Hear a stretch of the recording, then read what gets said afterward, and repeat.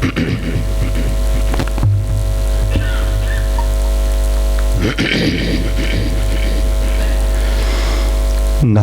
ونصلي ونسلم على رسوله النبي الكريم اما بعد فاعوذ بالله من الشيطان الرجيم بسم الله الرحمن الرحيم قال الله تبارك وتعالى في القرآن المجيد ومن أراد الآخرة وسعى لها سعيها وهو مؤمن فأولئك كان سعيهم مشكورا صدق اللہ العظیم۔ قابل صد احترام علماء کرام، معزز مہمانان گرامی، قائدین تحریک منہاج القرآن، اور آج کی اس درس عرفان القرآن کی نشست میں جلوہ افروز جملہ خواتین و حضرات، اللہ رب العزت کا لاکھ لاکھ شکر ہے کہ جس نے اپنی توفیق خاص اور حضور نبی اکرم صلی اللہ علیہ وآلہ وسلم کے نالین مبارک کے تصدق سے ہمیں ایک مرتبہ پھر رمضان المبارک کی ان پر نور ساعتوں میں اس نواں لاہور کی مرکزی مسجد کے اندر ان 6 روزہ دروس عرفان القرآن کی ان نشستوں کے انعقاد کی توفیق بخشی، اور حسب سابق جس حسن نظم، جس خوبصورتی اور جس محبت اور ذوق و شوق کے ساتھ ان نشستوں کا اہتمام کیا جا رہا ہے، میں اس پر اہالیان نواں لاہور کو، اس مسجد کی انتظامیہ کے جملہ اراکین اور بالخصوص تحریک منہاج القرآن اور اس کے جملہ فورمز کے سب قائدین کو، ذمہ داران کو، عہدیداران کو، رفقا اور ہر اس شخص کو جس نے کسی بھی حوالے سے ان نشستوں کے انتظام و انصرام میں حصہ لیا ہے، میں سب کو دل کی گہرائیوں سے مبارکباد بھی پیش کرتا ہوں اور دعا گو ہوں کہ اللہ رب العزت ہماری ان کاوشوں کو اپنی بارگاہ میں شرف قبولیت عطا فرمائے۔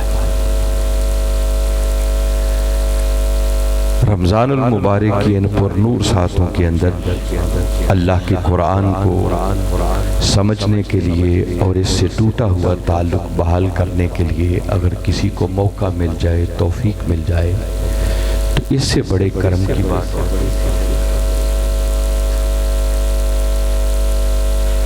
اللہ رب العزت نے رمضان کے مہینے کا تعارف کروایا سورہ بقرہ کے اندر، فرمایا شہر رمضان الذی انزل فیہ القرآن، فرمایا یہ رمضان کا مہینہ وہ مہینہ ہے جس میں قرآن نازل کیا گیا۔ گویا باری تعالیٰ اس رب کے ذریعے ہمیں سمجھانا یہ چاہ رہے ہیں کہ لوگوں، رمضان کو جو عظمت، جو شرف اور جو برکت ملی ہے وہ صرف قرآن کے اترنے کی وجہ سے ملی۔ یہ وہ ماہ مبارک ہے جس کو تاجدار کائنات صلی اللہ علیہ وآلہ وسلم نے خود شہر مبارک، برکت والا مہینہ قرار دیا۔ فرمایا یہ شہر الصبر، صبر کا مہینہ ہے، شہر المواسات، یہ ایک دوسرے سے ہمدردی اور غم گساری کا مہینہ ہے، یہ رحمتوں، برکتوں اور سعادتوں بھرا یہ ایسا مہینہ ہے کہ جس مہینے کے اندر جہنم کے دروازے بند کر دیے جاتے ہیں اور جنت کے دروازے کھول دیے جاتے ہیں، سرکش شیاطین کو جکڑ دیا جاتا ہے، اور باری تعالیٰ اپنی رحمت، مغفرت اور بخشش کے دروازے ایک ایسا مہینہ کہ جس مہینے کے اندر اگر کوئی نفل پڑھے تو اس کو فرض کے برابر ثواب، اور اگر کوئی فرض ادا کرے تو اس کو 70 فرائض کا اجر و ثواب۔ جس ماہ مبارک کی نسبت فرمایا من قام رمضان ایمانا و احتسابا غفر لہ ما تقدم من ذنبہ، فرمایا جس شخص نے اس رمضان کے مہینے میں ایمان کی حالت میں اور جملہ تقاضوں کو پورا کرتے ہوئے پورے احتساب کے ساتھ اس مہینے میں قیام کیا، فرمایا اس قیام کے صدقے اس بندے کے پچھلے سارے گناہوں کو بخش دیا جائے۔ یہ رمضان کے مہینے کی فضیلت بتا رہا، من قام رمضان، جس نے رمضان میں قیام کیا۔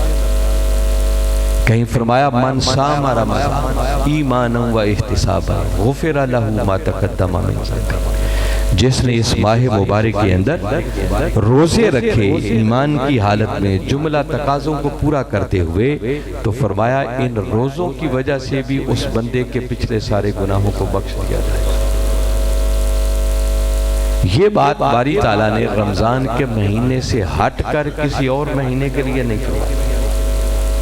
حالانکہ روزے سارا سال بھی بندہ رکھ سکتا ہے، قیام جب چاہے بندہ کر سکتا ہے، مگر کسی اور مہینے میں روزہ رکھنے اور قیام کرنے کی یہ فضیلت ہے تو صرف اس ماہ رمضان المبارک کو یہ جو برکتیں، یہ رحمتیں، یہ سعادتیں، یہ رفعتیں ملی ہیں، اس کی وجہ اور سبب صرف ایک ہے کہ باری تعالیٰ نے اس مہینے کے اندر قرآن کو نازل کیا۔ اس کی ایکو بند کریں، ایکو بھائی کم کر دو، ایکو، میری آواز لوگوں کو بالکل کلیئر سمجھ آنی چاہیے میں کیا کہہ رہا ہوں۔ تو میں عرض یہ کر رہا تھا کہ باری تعالیٰ نے اس رمضان کے مہینے کو جو برکتیں بھی عطا کی ہیں، ان برکتوں کا سبب صرف ایک ہے کہ اللہ نے اس مہینے کے اندر قرآن کو نازل کیا۔ حتیٰ کہ اسی آیت کریمہ میں باری تعالیٰ نے پھر آگے ارشاد فرمایا، ہدی للناس، یہ قرآن وہ ہے جو پوری انسانیت کے لیے ہدایت ہے، وَبَيِّنَاتٍ مِّنَ الْهُدَى وَالْفُرْقَانِ، اس قرآن میں ہدایت کی بڑی بڑی نشانیاں ہیں، حق اور باطل کے درمیان فرق کرنے کی واضح نشانی۔ خاص بات جو بتا رہا ہوں، اب آگے باری تعالیٰ نے فرمایا اتنی بات کر کے، فَمَنْ شَاهِدَ مِنْكُمُ الشَّهْرَ فَلْيَصُمْهُ، پس تم میں سے جو کوئی بھی اس رمضان کے مہینے کو پائے اسے چاہیے کہ اس مہینے کے روزے رکھے۔ جو خاص بات بتا رہا ہوں وہ بات کرنے والی یہ ہے کہ یہ جو باری تعالیٰ نے اس رمضان کے مہینے کے روزے فرض کیے تو کیوں کیے، کسی اور مہینے میں کیوں نہیں رکھے؟ یہ تین باتوں میں ایک ربط ہے۔ فرمایا رمضان کا مہینہ وہ مہینہ ہے جس میں قرآن نازل کیا گیا، چونکہ اس مہینے میں قرآن نازل کیا تو رمضان کو ساری برکتیں، ساری فضیلتیں، ساری عظمتیں، ساری رفعتیں اس قرآن کے نازل ہونے کی وجہ سے ملی۔ اور فرمایا یہ قرآن میری اتنی بڑی نعمت ہے کہ یہ پوری انسانیت کے لیے ہدایت ہے، اور چونکہ اس مہینے کے اندر میں نے یہ قرآن نازل کیا ہے تو اب اتنی بڑی نعمت کے ملنے پر اس نعمت کا شکرانہ ادا کرنے کے لیے تمہارے اوپر لازم ہے کہ اس مہینے کے روزے رکھا۔ تو قرآن کی عظمت اجاگر ہو رہی ہے کہ جس مہینے میں قرآن اترا وہ مہینہ سارے مہینوں کا سردار، جس فرشتے کے ذریعے قرآن اترا وہ فرشتہ سارے فرشتوں کا سردار، جس پیغمبر پر قرآن اترا وہ پیغمبر سارے انبیاء کا سردار، جس امت کے لیے قرآن نازل کیا وہ امت ساری امتوں کی سردار۔ فرمایا چونکہ اتنی بڑی نعمت تمہیں عطا کر دی ہے تو اس نعمت کا شکرانہ ادا کرنے کے لیے ضروری ہے کہ جب رمضان کا مہینہ آئے تو اس مہینے کے روزے رکھا۔ مگر بدقسمتی ہے کہ ہم اس قرآن سے دور ہو گئے۔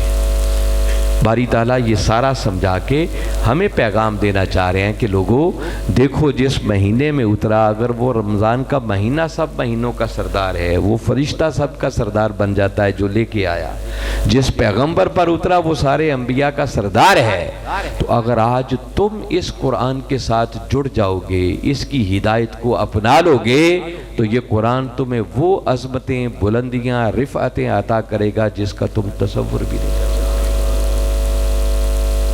یہ جو آج امت مسلمہ ذلت و رسوائی کا شکار ہے نا، اس کا ایک سب سے بڑا سبب یہ ہے کہ یہ امت اس قرآن سے دور ہو گئی۔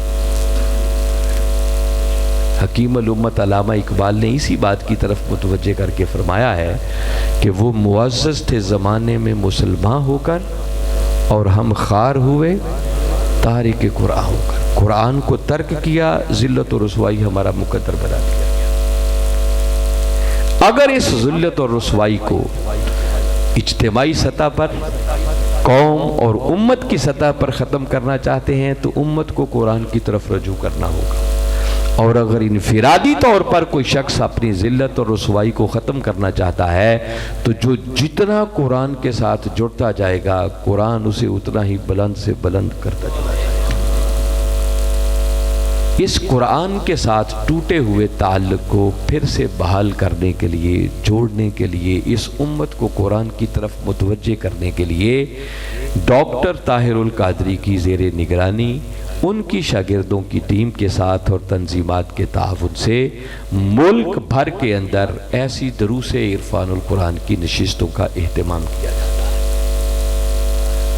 مگر خالی 5 دن کی نشستوں سے تو کچھ نہیں ہوگا نا، یہ تو صرف آپ کو متوجہ کرنے کا ایک ذریعہ ہے۔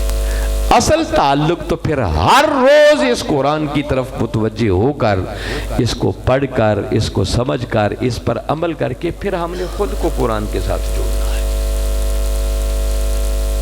اور قبل اس کے کہ ہماری آنکھیں بند ہو جائیں یا اس نعمت کو اٹھا لیا جائے، اس وقت کے آنے سے پہلے پہلے اس قرآن سے جڑنے کی کوشش کرنی چاہیے۔ اس وقت روئے زمین پر اس قرآن سے بڑی کوئی نعمت نہیں ہے جو فزیکلی ہمارے ہاتھوں میں موجود ہے، یہ سب سے بڑی نعمت ہے۔ اس قرآن کی طرف متوجہ کرنے کے لیے، اس سے ٹوٹا ہوا تعلق بحال کرنے کے لیے ان نشستوں کا اہتمام کیا جاتا ہے، اور اگر ایسے مواقع مل جائیں تو ان کو غنیمت جاننا چاہیے۔ یہ 6 دنوں کے لیے نشستیں ہوں گی۔ آج پہلی نشست ہے، اور ہماری پہلی نشست کا آج موضوع ہے فکر آخرت۔ بڑا اہم سبجیکٹ ہے۔ اہم اس لیے ہے، آپ دیکھیں اللہ رب العزت نے ہمیں زندگی گزارنے کے لیے ایک نظام دیا ہے۔ اس نظام کا نام ہے دین اسلام۔ آپ زندگی میں کبھی نہ کبھی یہ جملہ سنتے ہوں گے، کہتے ہیں اسلام ایک مکمل ضابطہ حیات ہے۔ اس کا مطلب یہ ہے کہ اللہ رب العزت نے ہم انسانوں کو زندگی گزارنے کے لیے جو نظام عطا کیا ہے، اس نظام کا نام ہے دین اسلام۔ اس دین کی اصل اور دین کا لب لباب وہ آخرت کی تیاری ہے۔ یہ جو ہم نمازیں پڑھتے ہیں، روزے رکھتے ہیں، حج کرتے ہیں، عمرے کرتے ہیں، وعظیں کرتے ہیں، تبلیغیں کرتے ہیں، اللہ نے جو احکامات دیے ہیں ان پر عمل کرتے ہیں، جن سے روکا ہے ان سے رکنے کی کوشش کرتے ہیں۔ گویا جو بھی ہماری دینی کارگزاریاں ہیں، ان کا مقصد صرف آخرت کی کامیابی حاصل کرنا ہے، اور کوئی مقصد نہیں۔ اور اس آخرت کو ماننا، اس پر ایمان لانا، یہ ہمارے ایمان کا بنیادی رکن ہے۔ آپ کو یاد ہوگا بچپن میں یہ یاد کروائی جاتی ہیں چیزیں، صفات ایمان۔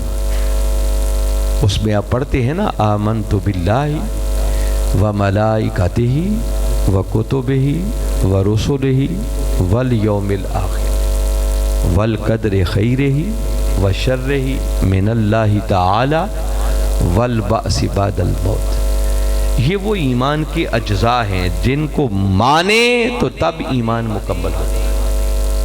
اور ایمان کے ان اجزاء میں سے ایک بنیادی اور اہم ترین جز اور ایمان کا رکن وہ ایمان بالآخرت ہے۔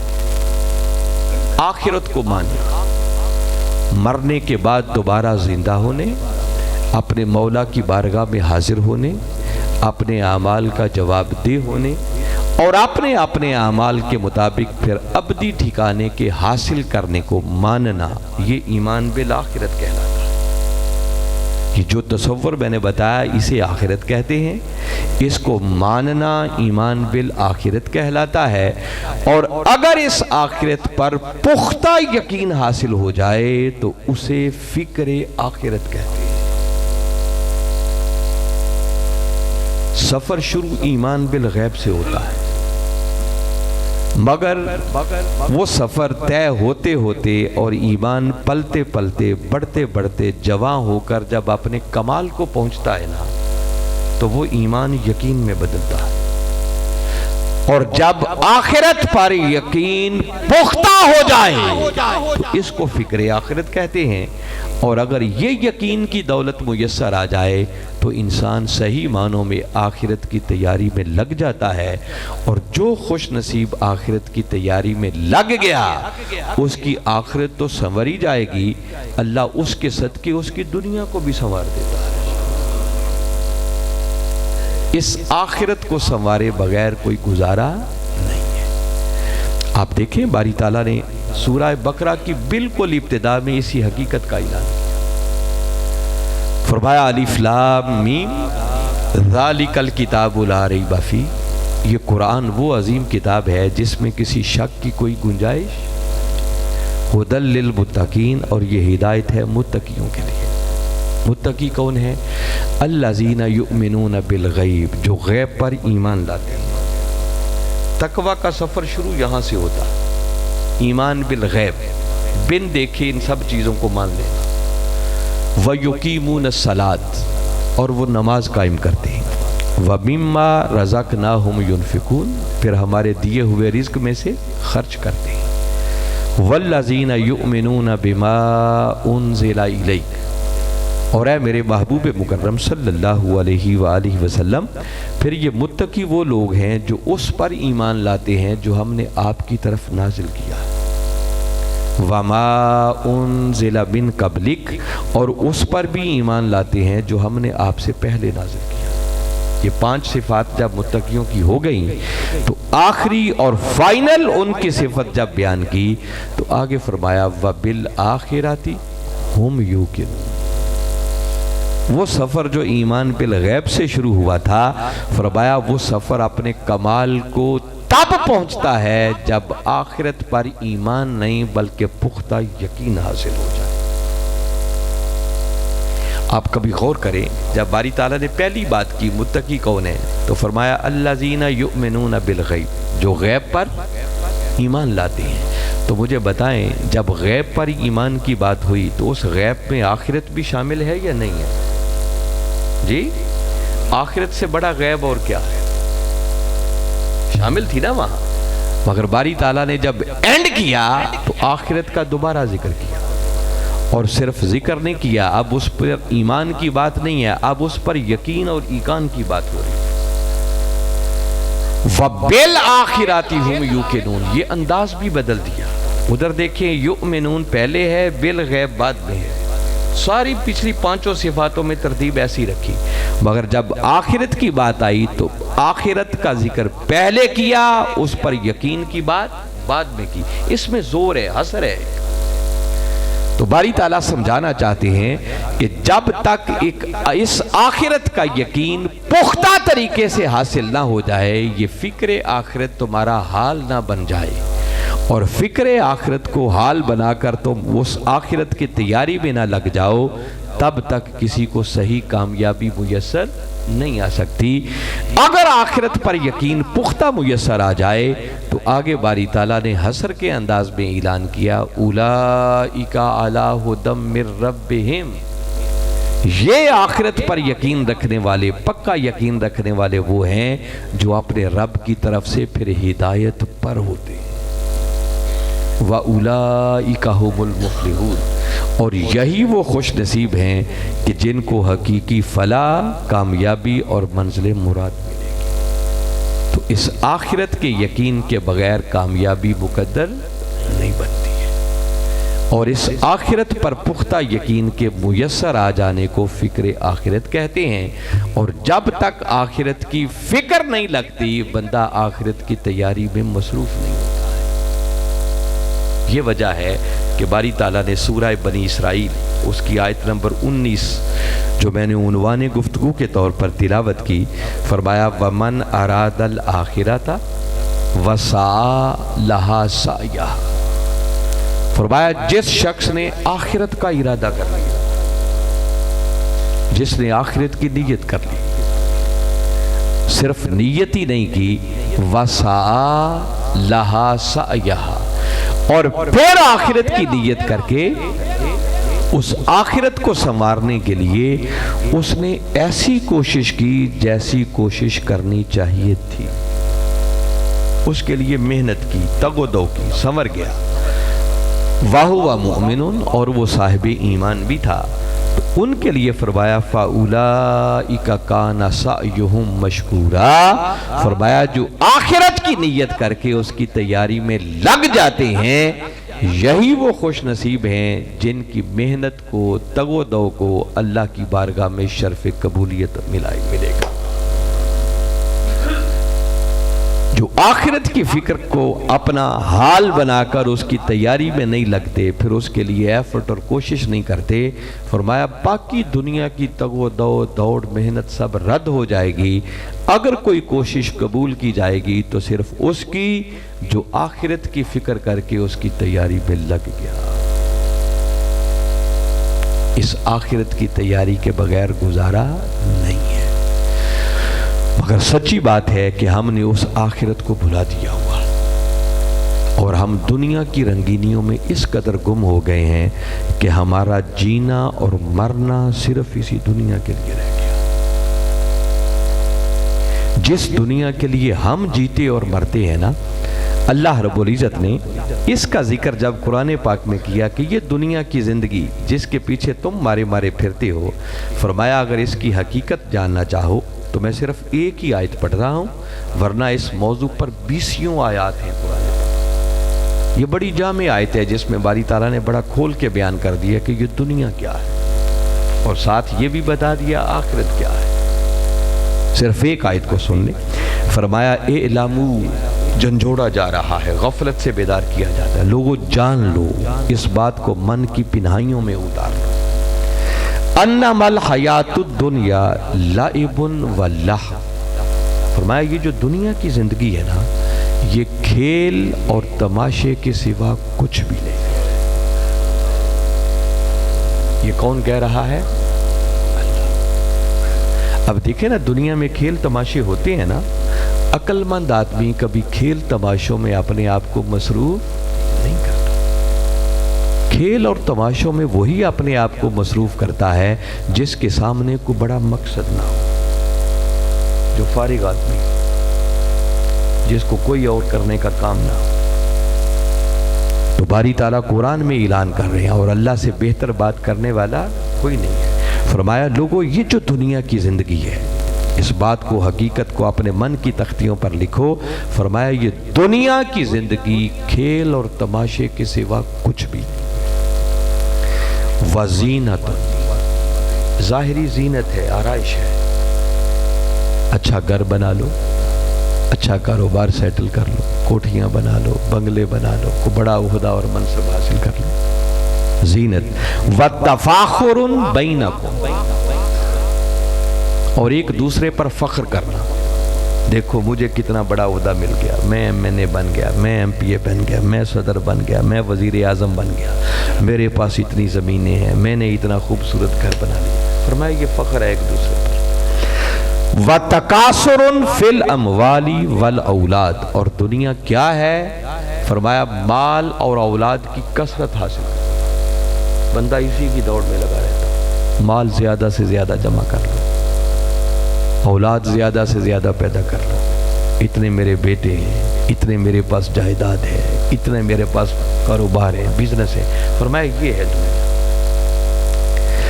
فرمایا یہ جو کچھ دنیا میں ہے، اگر اس مثال کے ذریعے سمجھنا چاہو کہ دنیا کیا ہے، تو فرمایا کماثل غیث، اس کی مثال ایک بارش کی سی ہے، اعجب الکفار نباتہ، کہ جب وہ بارش آتی ہے تو فصل پیدا ہوتی ہے، اور وہ فصل کسان کو بڑی بھلی لگتی ہے، کتنی خوبصورت فصل پیدا ہوتی ہے۔ ثم یہیج، پھر اس کے بعد وہ خشک ہو جاتی ہے. فَتَرَاهُ مُصْفَرًّا، اور پھر آپ دیکھتے ہیں کہ وہ زرد ہو جاتی ہے. ثُمَّ يَكُونُ حُطَامًا، اور دیکھتے ہی دیکھتے پھر وہ تمہاری نظروں کے سامنے ریزہ ریزہ ہو جاتی ہے.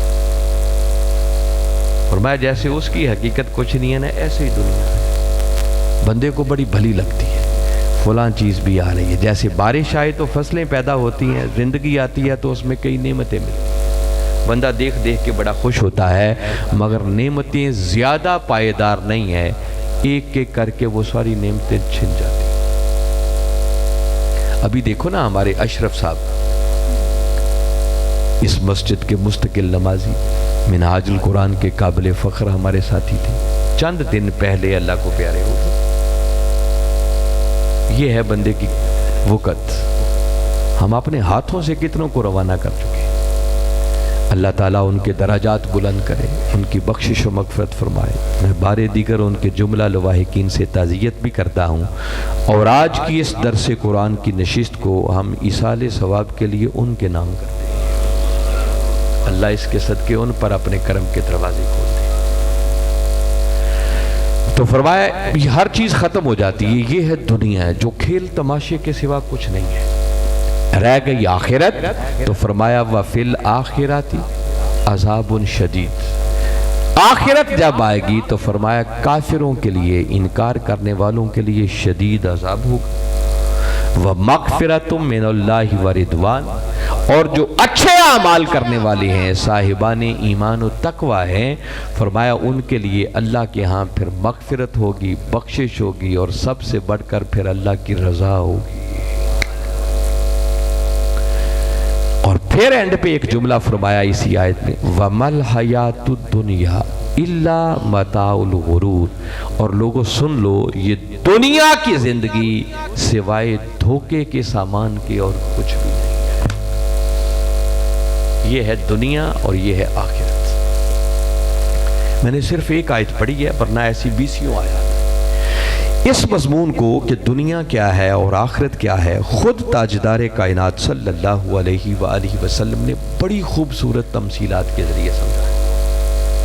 میرے آقا صلی اللہ علیہ وسلم جلوہ افروز ہیں، صحابہ کرام بیٹھے ہیں، اور آپ اپنے صحابیوں سے فرماتے ہیں کہ میرے غلاموں دیکھو، اگر کوئی شخص سمندر میں اپنی انگلی ڈبو کر نکالے تو آپ دیکھتے ہیں کہ انگلی کے ساتھ کیا بچتا ہے. فرمایا وہ جو سمندر میں انگلی ڈبو کر نکالنے کے بعد جو انگلی کے ساتھ بچتا ہے، فرمایا وہ دنیا ہے، اور جو پیچھے سمندر رہ گیا ہے وہ ساری آخرت ہے. جس دنیا کے پیچھے ہم بھاگتے پھرتے ہیں، اس دنیا کی حقیقت سمجھنے کیا ہے، اور جس آخرت کو بلائی بیٹھے ہیں، اس آخرت کی وسعتوں کا ذرا اندازہ کرو. وہ آخرت کی دنیا. صحابہ کرام کے ساتھ میرے آقا مدینہ کے قرب و جوار میں ایک بستی کے پاس سے گزرے. جیسے ہی بستی کے پاس سے گزرے تو آپ نے دیکھا کہ گندگی کے ڈھیر پر ایک بکری کا مرا ہوا بچہ، جس کا ایک کان بھی چھوٹا تھا، وہ پڑا ہوا. آپ نے دیکھا تو رک گئے اور صحابہ کرام سے فرمانے لگے کہ میرے غلاموں، کیا تم میں سے کوئی ایسا ہے جو اس بکری کے مرے ہوئے بچے کو 1 درہم میں خریدنے کے لیے تیار ہو؟ ورز کرنے لگے آقا اسے تو مفت لینے کے لیے بھی تیار کوئی نہیں. 1 درہم اس کا کون دے گا؟ یہ زندہ ہوتا تو تب بھی نقص تھا، اس کا کان چھوٹا تھا، ابھی تو یہ مرا پڑا ہے. آپ نے فرمایا ہاں تم نے درست کہا، اس کے مالک نے اسی لیے حقیر سمجھ کر اسے گندگی کے ڈھیر پہ پھینکا ہوا. اتنی بات کی اور اس کے بعد فرمایا فَوَاللَّهِ لَلدُّنْيَا احوان علی اللہ من ھذا علیکم. فرمایا میرے غلاموں، جتنی حیثیت اس بکری کے مرے ہوئے بچے کی تمہارے نزدیک ہے نا، کہ تم اسے 1 درہم میں خریدنے کے لیے تو کیا مفت لینے کے لیے بھی تیار نہیں ہو، فرمایا اللہ کے نزدیک اس دنیا کی حیثیت اس بکری کے مرے ہوئے بچے جتنی بھی نہیں ہے. یہ ہے دنیا جس کے لیے ہم کھپتے ہیں، جس کے لیے اپنا آرام اور اپنا سکون سارا کچھ تج کر دیتے ہیں نا، یہ دنیا کی حقیقت ہے کہ ایک بکری کے مرے ہوئے بچے جس کا کان بھی چھوٹا ہے اس جتنی بھی حیثیت اس کی نہیں۔ ایک اور موقع پر میرے آقا صلی اللہ علیہ وآلہ وسلم نے فرمایا کہ اس دنیا کی حیثیت اگر اللہ کے نزدیک ایک مچھر کے پر جتنی بھی ہوتی تو اللہ کسی کافر کو پانی کا ایک گھونٹ بھی نہ دیتا۔ اس کی حقیقت اتنی بھی نہیں، مگر بدقسمتی ہے کہ ہم اس دنیا کی رنگینیوں میں گم ہو گئے ہیں اور اصل آخرت کو بھول گئے۔ اور کبھی کبھی لگتا یوں ہے، محسوس یوں ہوتا ہے کہ جیسے کلمہ پڑھ لینے کے باوجود بھی ہم مرنے کے بعد دوبارہ جی اٹھنے، اپنے مولا سے ملاقات کرنے اور اس کی بارگاہ میں حاضر ہو کر جواب دہ ہونے کے منکر ہو چکے ہیں۔ ہمارا ظاہری حال یہ ہو چکا۔ اسی لیے باری تعالیٰ نے فرمایا اقترب للناس حسابہم، لوگوں کا حساب ان کے بہت قریب آ گیا ہے، سر پہ کھڑا ہے۔ وَهُمْ فِي غَفْلَةٍ مُعْرِضُونَ، مگر یہ لوگ غفلت میں پڑے ہوئے اور اس آخرت سے، قیامت سے، حساب کے دن سے اعراض کیے ہوئے ہیں، منہ موڑے ہوئے ہیں۔ اس کا احساس ہی نہیں ہے کہ کتنا بڑا مرحلہ ہے۔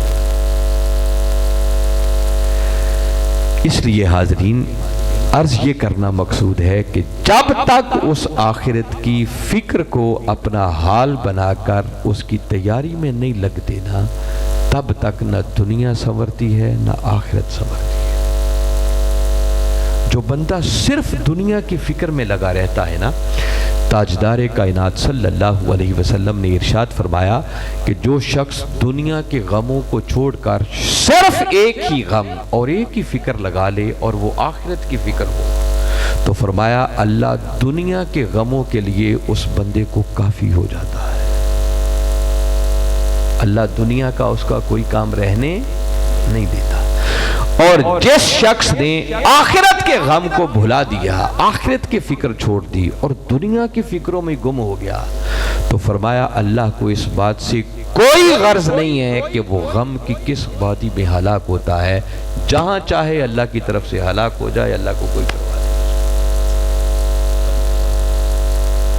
ایک اور مقام پر میرے آقا صلی اللہ علیہ وسلم نے فرمایا کہ جو شخص صرف دنیا کی فکر میں گم ہو جاتا ہے، مارا مارا پھرتا ہے، یہ بھی مل جائے، یہ بھی مل جائے، یہ بھی مل جائے، تو فرمایا اللہ اس بندے کے کاموں کو منتشر کر دیتا ہے۔ اس بندے کی غربت اس کی آنکھوں کے سامنے آ جاتی، اور فرمایا اس بندے کو صرف وہی ملتا ہے جو اس کے مقدر میں لکھا ہوتا ہے، جو صرف دنیا کے غموں میں لگ گیا۔ اور فرمایا جس شخص نے دنیا کی فکر کو چھوڑ کر آخرت کی فکر کو اپنے تو فرمایا اللہ اس بندے کے معاملات کو سمیٹ دیتا ہے، جمع کر دیتا ہے، اور اللہ اس بندے کو اپنی شان بے نیازی سے ایسا فیض عطا کرتا ہے کہ پھر دنیا کی ہرس، لالچ اور طمع اس کے دل سے نکال دیتا ہے، اس کو مستغنی کر دیتا ہے، اور رہ گئی دنیا تو فرمایا دنیا خود ناک رگڑتی ہوئی اس بندے کے قدموں میں چلی جاتی ہے۔ جس کا مطلب کہ اگر بندہ آخرت کی فکر میں لگ جائے، اس کی تیاری میں لگ جائے، تو یہ دنیا اس کام کے صدقے خود ہی سنور جاتی ہے۔ اور جو دنیا کے پیچھے مارے مارے پھرے گا، اسے دنیا بھی نہیں ملے گی اور آخرت کی بڑی کٹھن منزلوں کا سامنا کرنا پڑے گا۔ اس آخرت کی عظمت کو جاننا ہو تو سورہ بنی اسرائیل 17واں سورہ ہے، اس کی آیت نمبر 21 میں باری تعالیٰ نے ایک اور بڑی عجیب